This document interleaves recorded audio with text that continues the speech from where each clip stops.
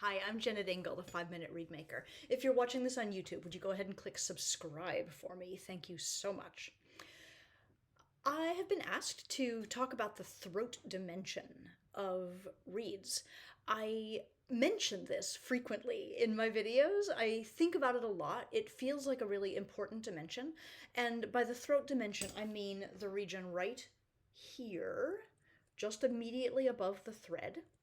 And it's dictated, of course, by the shape that you use and also by how long or how short you wind your blank. The same shape, which is the experiment you'll see here, the same shape wound shorter will give you a fatter throat. The same shape wound longer will give you a skinnier one. And I talk about it all the time. I know how I feel about it, but I don't think I've done a video before that really played out the experiment and showed you the differences, so I hope that you will enjoy this. I was asked to make a video about throat dimensions because I talk about this all the time. So I made 4 reeds and I wound them at 71, 72, 73, and 74, all from the same shape, my Joshua 2, which is a relatively narrow shape already. And it's interesting, right? I was actually a little bit surprised by how easy it was for me to finish the reeds at all of those different lengths. I was a little bit surprised at how little difference it made sort of in the middle between 73, which is my normal tie length, and 72, which is, not that different from 73.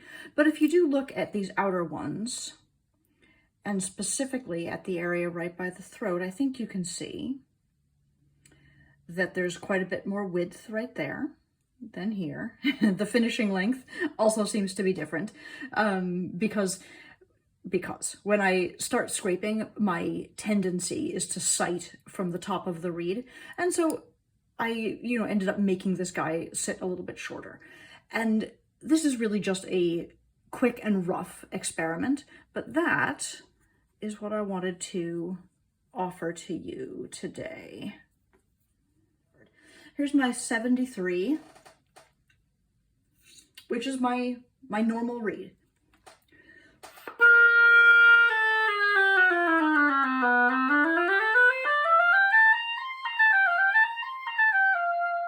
For me, this crow's a C. It holds its pitch up perfectly nicely, up and down the oboe. It feels comfortable and not too hard for me to blow into.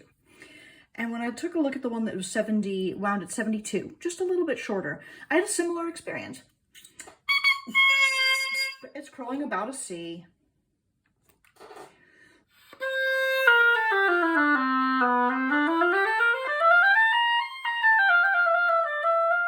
And it was not very difficult for me to finish. And it holds itself up to pitch pretty nicely. And there's not a giant difference for me between the feel of these 2 reeds. When I move to this one, though, we're going to grant that this is an uglier piece of cane. It's just the way it is. Sometimes a piece of cane is goofy, and I was disinclined to repeat this experiment. But I will say that this was a difficult reed to get to crow anything, and then it was difficult to get it to crow down to pitch.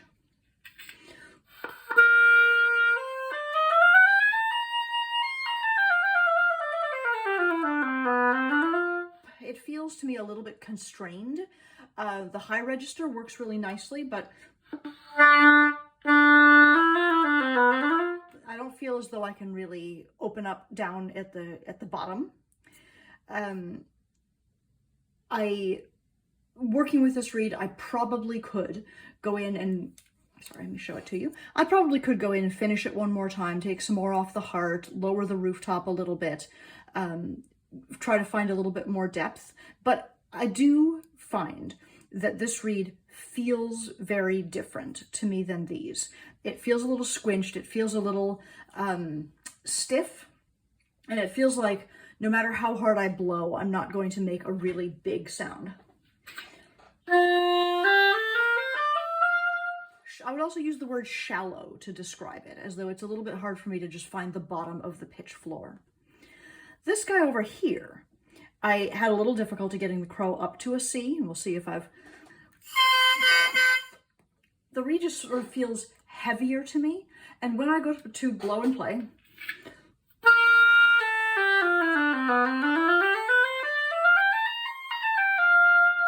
the pitch is fine, but I have a lot of volume in this reed right away. That's not a bad thing. Like sometimes we really want to be able to project and put sound out there. And if you are struggling in your orchestra to project, to like just make a big sound, to have a big dynamic, this might be a path you might go. And I can play it softly too. I guess I just feel like I'm really having to hold on to it more than these two.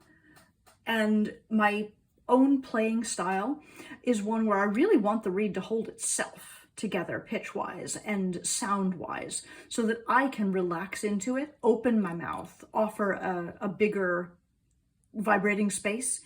This one I feel like I have to manage and I have to hold on to it. Is it a little bit more open? It is a tiny bit more open than the others.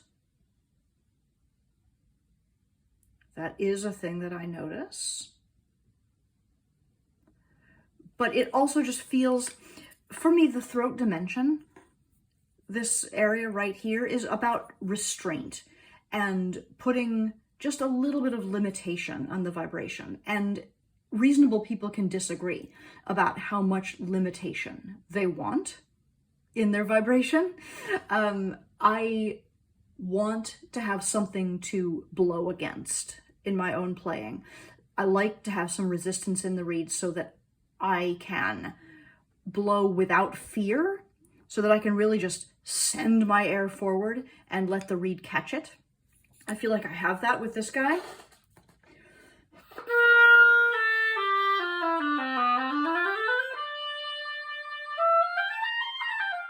And the more I blow, the better I get. This one,